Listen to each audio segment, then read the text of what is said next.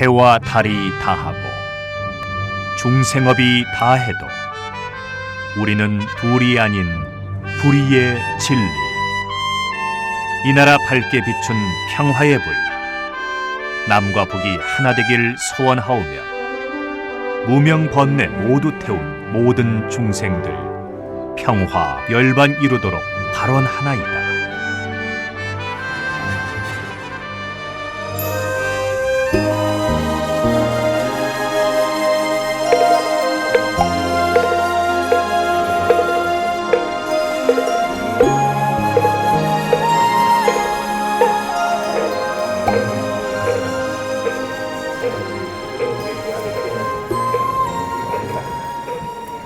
선무회자 스님과 마음으로 찾아가는 108산사 영상순례.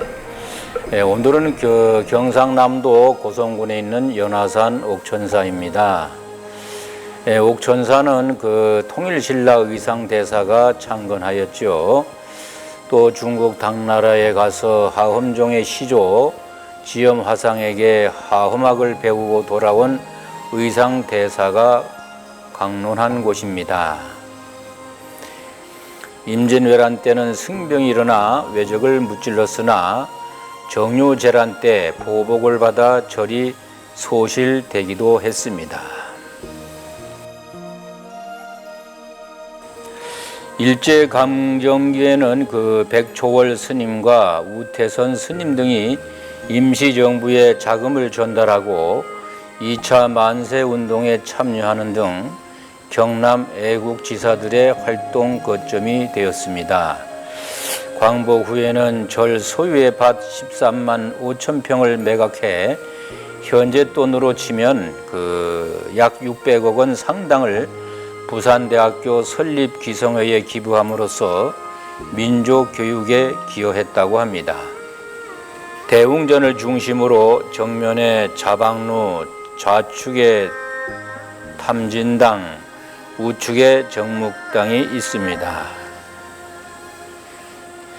대웅전을 겹겹이 둘러싼 정각들의 지붕 배치는 마치 피어나는 연꽃잎을 포개놓은 형상으로 섬세하고도 독특한 경관을 지니고 있습니다. 옥천사는 팔상전과 금당 사이에 감노수가 나오는 옥샘이 있어 옥천사라 하였습니다. 연화산 자락에 안기듯 자리 잡고 있어 아름답고 아주 고즈넉한 사찰입니다. 이 절은 저의 은사님이신 청자담자 큰스님께서 26세에 출가하신 절이기에 또 저하고는 매우 깊은 인연이 있습니다. 이곳에는 큰 스님의 사리탑이 있으며 스님은 아무리 작은 법회에서 법문을 청할지라도 마다하지 않으시고 불언천리 찾아가 법문하셨고, 또 아무리 어린 초행자가 인사할지라도 합장공경으로 답례하였으며 매사에 참고 견디는 인욕바라밀 수행에는 제1인자였습니다. 항상 종단과 사부대중을 사랑하고 아끼면서 지식인 대학생들에게 마음 깨치는 공부를 하라고 역설하셨습니다.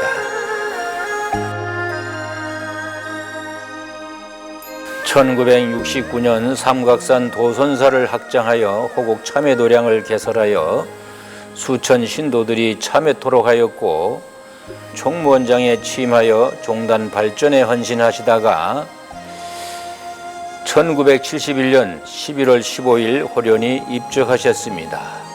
세수 70세였습니다. 삼각산 도선사 다비장에서 다비하니 오색 찬란한 사리 15과가 출현하여 출가 본사인 오늘 우리가 가는 옥천사와 도선사 그리고 6.25 때 10년 동안 수행하시던 문수암 등 세 곳에 사찰에 사리탑과 탑비를 세웠습니다. 옥천사에서는 초사전을 짓고 스님의 영정을 모시고 있으며 현재 큰 스님의 손상자 스님들이 옥천사에서 수행하고 계십니다. 당항포 쪽빛바다 넘어 신비롭고 고고한 산 연화산에 하험고찰 옥천사가 있었네. 사시사철 마르지 않는 감노수 진리에 가래하는 나그네 목 축여주고 의상대사 하엄대에 선양하는 연화장 세계의 성지의 하나 소류동출 옥샘물 한 모금 속세 괴로움 씻어주고 자방로 은은한 풍경소리 삼독심 버리라는 가릉빈가 소리인가 경담스님 한국불교 정화중흥 원려 사리탑 씩씩한 기상에 스며있고 오솔길에 쭉쭉 뻗은 적송들 철갑 뚫은 고성 건목 바라보며 산새 소리에 시름 내려놓으니 당신의 할매도 이 산을 넘었느니라는 표지판이 돌고 도는 윤회의 흔적과 조상을 만나게 합니다. 절 주변에는 송이버섯과 산딸기 등이 많이 나며 전나무 숲을 덮어쓰고 땅속 바위 돌을 굽이굽이 돌아 서쪽 돌 사이에서 솟아올라 동쪽으로 흐르는 옥천은 예부터 약수로 이름 높은 곳입니다. 큰 절에서 나와 왼쪽으로 가면 백년암이고 오른쪽으로 가면 청년암입니다. 산 뒤쪽에는 연대암이 있으니 모두가 연고 연자 돌림입니다.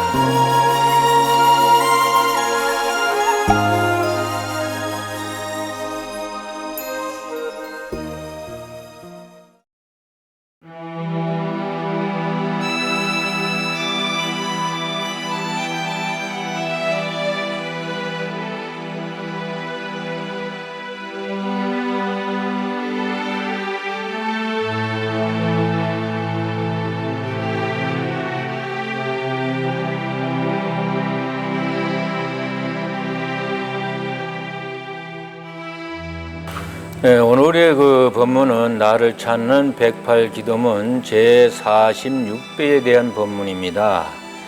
먼저 46배를 두 번 읽어보겠습니다. 보시를 행하면서 선행에 집착하지도 않고 공덕의 대가도 생각하지 않는 보시 바라미를 닦겠나이다.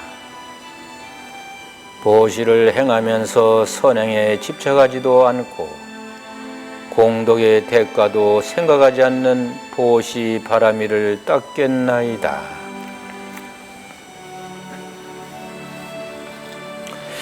그 대승보살의 자비행은 모든 존재는 공이라는 그 반야의 공간을 바탕으로 하기 때문에 하나하나의 존재에 대한 집착이 없어지면 이것과 저것 너와 나, 사물과 내가 절대적으로 분리되어 있는 존재가 아니라 한 몸이기 때문에 자비행이라는 것은 그냥 마음 내지 않고도 자연스럽게 나오는 것입니다. 예를 들면 내 몸에 오른팔, 왼팔이 달려 있습니다. 그런데 내가 오른팔은 좋아하고 왼팔은 안 좋아하는 적이 있었습니까? 아니면 왼팔이 더 중요하고 오른팔은 덜 중요하게 생각한 적이 있습니까? 우리는 그렇게 생각하지 않았죠. 언제나 두 팔은 똑같이 중요하고 별다른 차별심을 안 내지요. 그렇죠? 마찬가지로 너와 내가 다르지 않고 이것과 저것은 떨어져 있는 것이 아니며 실체적으로는 모든 사물이 공이라고 하는 점에서 우리는 동등한 일체이며 또 대자비는 이와 같은 경지에서 실현되는 것입니다. 그래서 동체대비라고 하는 것입니다. 한 몸이기에 베푼다는 생각 없이 베푸는 것이 자비요 대자비심인 것입니다. 일찍이 그 석가보살도 열반에 이르기 위해 무수한 생애 동안 보리심을 가지고 육바라밀을 실천함으로써 지혜와 자비의 완성을 추구하였던 것입니다. 이 말은 그 석가모니 부처님도 반야의 지혜에 일체가 공이라는 그 공관에 따라 차별심 없고 분별심 없이 대자비심을 내었다는 것입니다.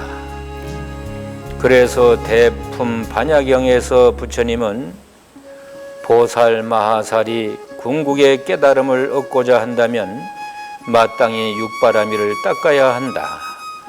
왜냐하면 육바라밀은 보살 마하살의 어머니로서 모든 보살을 낳기 때문이다라고 하시고, 육바라밀은 모든 부처님의 진리가 담겨있는 이룩다함이 없는 법의 곡간, 법장이니 시방의 모든 부처님이 현재 설법하는 것은 모두 육바라밀의 법의 곡간, 법장으로부터 나온 것이며, 과거의 모든 부처님 역시 육바라밀을 닦음으로써 궁극의 깨달음을 얻었으며, 미래의 모든 부처님 또한 육바라밀을 닦음으로써 깨달음을 얻게 되리라고 하셨습니다.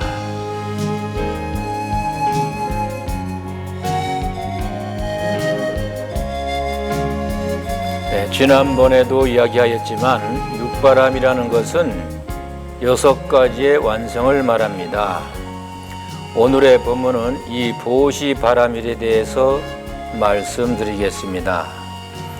보시바라밀이라는 것은 보시로서 바라밀에 이른다는 말로서 보시로서 피안에 이른다는 말입니다. 보시는 자신의 것을 남에게 준다는 말입니다. 금강경에 수보리야 보살은 모든 법에 안주하지 말고 보시를 행하라. 이른바 물질에 안주하지 말고 보시하라. 소리와 향기와 맛과 감촉과 일체 작용에도 안주하지 말고 보시를 행하라고 하였습니다. 색성향 미촉법에 걸리지 말고 보시를 하라는 것입니다. 이 말은 그 색의 경계, 즉 눈에 보이는 것에 따라 보시의 마음을 내기도 하고 또 더럽다고 아니 내기도 하지 말라는 것입니다. 인도 불교 성지에 가보면 차마 눈 뜨고 볼 수 없이 가련한 거린들이 성지 주변에 많습니다. 이런 모양이나 차림새나 형색을 보고 보시하지 말라는 것입니다. 또 성의 경계, 소리에 따라 보시의 마음을 내거나 거두지 말라는 것입니다.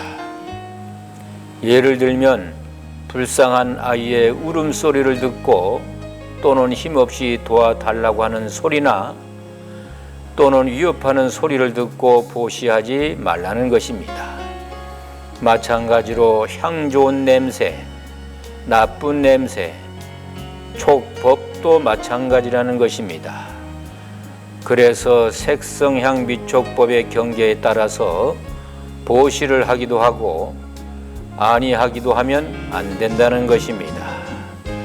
소리와 향기와 맛과 감촉과 일체 작용에도 걸리지 말고 보시를 행하라고 한 것입니다. 물질로서 그 남을 도와주는 것, 작은 친절이라도 베푸는 것, 남에게 폐를 끼치지 않는 것 등도 모두 보시입니다. 우리는 보시를 하면서 내가 보시했다는 생각을 버리기가 쉽지 않습니다. 내가 남을 도왔다는 생각을 내지 않기가 직접 도우는 것보다 더 어렵습니다.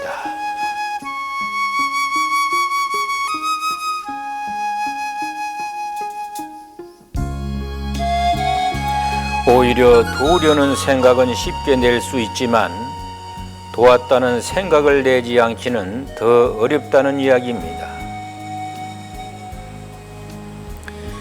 이것은 수행이 되면서 점차 내지 않게 되지만 쉽게 되는 것은 아닙니다.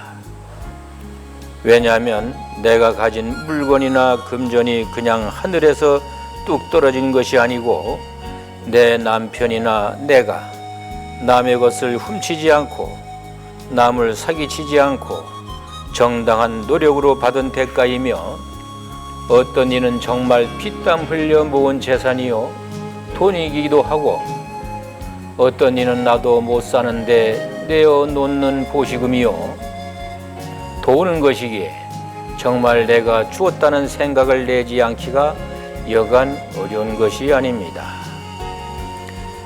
그러므로 보시가 바로 수행이 되는 것입니다. 쉬 된다면 아무런 가치도 없겠죠. 부처님이 굳이 마음 내지 말라고 가르칠 필요도 없습니다. 잘 안 되기에 그렇게 하라는 것이고 그렇게 했을 때 마음 내지 않았을 때 어디에도 집착하지 않고 머무르지 않고 상을 내지 않고 보시하였을 때 그런 삶이 바로 금강석처럼 빛나는 반야의 지혜로 사는 삶이라는 것입니다. 내가 이렇게 보시하면 선행이 되겠지, 또 그리고 공덕이 크겠지 하는 생각을 내지 않는다는 것은 정말 수행이 깊지 않고서는 어렵습니다. 내가 선행하는 만큼 공덕이 크지 않겠나 하고 생각하는 것은 사람이면 누구나 가질 수 있는 인지상정이나 반야의 지혜를 가진 보살은 그런 생각에 집착하지 말라는 것입니다. 왜냐? 우리가 중생의 눈으로 보면 그것은 선행이고 좋은 것이지만 부처님의 눈으로 보면 선행을 했다는 집착이 전제가 된 선행이라는 것은 어디까지나 걸리고 머무르고 붙잡히는 삶이라는 것입니다. 그래서 집착하지 않는 베품, 주었다는 생각에 머무르지 않는 베품, 선행이라는 행위에 붙잡히지 않는 보시가 바로 바른 보시라는 것입니다. 아니 그렇다면 우리가 절에 가서 시주하고 봉사하고 보시하는 것은 아무런 공덕도 아니란 말인가 하고 또 생각할 수 있겠죠? 예, 그렇습니다. 집착이 있을 때, 보시했다는 생각이 있을 때, 봉사하고도 봉사했다는 자기 과시가 있을 때 이것은 진정으로 자기가 한 보시가 아니라는 것입니다. 그러나 한꺼번에 이런 것이 없어지지는 않지만 많은 보살님들이 차츰차츰 마음내미 없이 보시를 하는 것을 볼 수 있습니다. 중국 양나라 때 달마대사가 인도에서 왔었죠. 양나라 임금이 아주 불교를 깊게 믿어서 절을 많이 세우고 많은 스님들을 봉양했습니다. 양무제는 달마대사를 만나서 내가 이 나라를 불교의 보물들로 가득 채우려고 노력했소. 그러면 나는 장차 어떤 보상을 받을 수 있겠소? 하자 달마대사는 아무것도 아무런 보상도 없습니다. 오히려 7번째 지옥에나 안 떨어지면 다행입니다 하고 하자 황제가 황변하듯 말했습니다. 하지만 나는 아무 잘못한 것이 없어. 왜 내가 지옥에 가야 합니까? 나는 스님들이 하라는 것은 다 했소 하자 달마대사가 말했습니다. 부처의 길에는 아무런 보상이 없습니다. 만약 당신이 절을 짓고 수천 명의 스님들을 먹여 살리는 행위가 공덕이라고 생각한다면 이미 당신의 마음에는 욕망이 깃든 것이며 그것은 곧 지옥으로 들어갈 준비를 하는 것입니다. 만약 이 모든 것을 즐거움으로 행하고 그것을 이 나라 전체와 함께 나누며 어떤 욕망도 갖지 않는다면 그것으로 이미 보상을 받은 것입니다. 만약 그렇지 않는다면 당신은 완전히 빗나간 것입니다 라고 하였답니다. 결국 이야기는 선행에 집착하지도 않고 공덕의 대가도 생각하지 않는 보시를 행해야 한다는 말입니다. 그렇게 하기 위해서는 어떻게 해야 한다고 했습니까? 그 반야의 공간을 가져야 한다고 하였죠. 도대체 공간이란 무엇이길래 이 스님이 자꾸 공간 하는 것일까 하고 생각하실 것입니다. 골머리가 아파서 좀 순례를 가면 좀 시원할까 했는데 이 스님이 반야의 지혜다, 뭐 공간이다, 무차별이다, 보시다 하고 법문을 하니 뭔 말이 그렇게 어렵나 하실 것입니다. 그래서 부처님도 깨치신 것을 풀어서 평생 동안 말씀하신 것입니다. 그리고 하신 법문을 장소를 바꾸어 가면서 계속 하신 것입니다. 그러니 당시의 제자들은 들은 법문을 또 듣고 하였던 것입니다. 반야의 공간이란 무엇이냐? 여기에 예를 들어서 사기 그릇이 하나 있습니다. 이것은 밥그릇이기도 하지만 또 국을 담으면 국그릇이 됩니다. 장을 담으면 장그릇이 됩니다. 또 싸움을 할 때 던지면 무기가 됩니다. 아이들 과자를 담아 놓으면 간식 그릇이 됩니다. 그러나 이 그릇은 원래가 흙이었습니다. 깨어지면 오랜 세월이 지나서 다시 흙으로 돌아갑니다. 그래서 그 사기 그릇을 보고 저것이 사기 그릇으로 고정불변되어 있는 것이 아님을 보면 바로 공을 보는 것입니다. 아주 아름다운 미인이 있다고 합시다. 우리 108산사 회원 보살님들은 다 아름답지요. 세상 사람들이 모두가 아름답다고 합니다.